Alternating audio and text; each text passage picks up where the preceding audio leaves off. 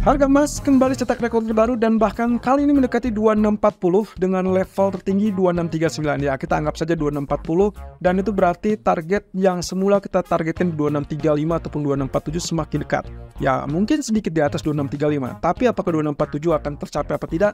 Itu akan kita coba lihat dari grafik berikut ini. Ya, seperti yang terlihat di sini, ternyata US dollar mengalami penguatan. Kalau kita lihat dari candlestick-nya, yes, confirm dia naik ya. Tapi kalau Anda ingat dengan apa yang kita ulas kemarin di live streaming, bahwasannya kenaikan tersebut kemungkinan akan ada 2 atau 3 level di atas yang harus diperhatikan. Ini based on candlestick merah yang seperti ini ya. Jadi 50% real body, kemudian high dari black candle ataupun bearish candle-nya, itu yang akan menjadi patokan kita. Dan ternyata apa yang terjadi kemarin tertahan di situ, sedikit lebih rendah ya. Jadi saya asumsikan bahwa resisten pertama tidak disentuh atau bahkan tidak ditembus. Artinya, kalau lihat dari real body yang kecil, kemudian ada tail panjang seperti ini, saya sih kecenderungannya melihat ini sebagai shooting star. Dan itu berarti kecenderungan untuk hari ini US dollar bisa saja kembali mengalami penurunan. Oke, satu sisi yang mungkin harus Anda ingat adalah dari mana dia berasal. Ya, berarti saya ingatkan kembali, dia awalnya datang dari atas menuju penurunan, kemudian yang terjadi saat itu adalah dia terjadi konsolidasi ataupun correction. Dan kita lihat di sini pergerakannya relatif menyempit di sini. Jadi kita akan lihat apakah dia mampu untuk naik lebih tinggi lagi. Kalaupun iya, berarti skenario-nya adalah antara dia turun sekarang, artinya sudah lanjutkan penurunan, atau dia masih ada level resisten yang harus diuji sebelum akhirnya terjadi tekanan turun.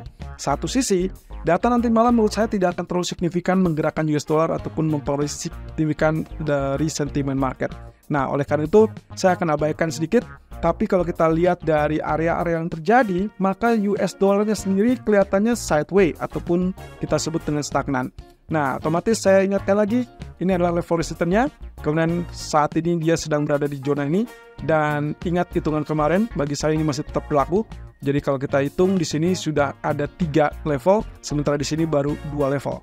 Artinya, lagi-lagi kalaupun terjadi kenaikan sampai detik ini, lalu kemudian kemungkinan itu adalah yang ketiga dan berarti otomatis adanya rejection. Sementara yang di bagian bawah, karena itu adalah peluang yang keempat, berarti yang keempat ini diperkirakan akan jebol ataupun tembus.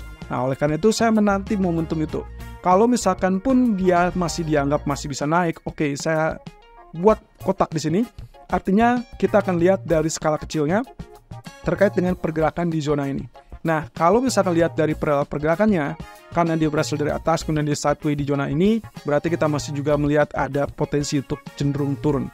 Nah, jadi pada dasarnya kita belum melihat ada perubahan yang signifikan terkait dengan pergerakan US dollar.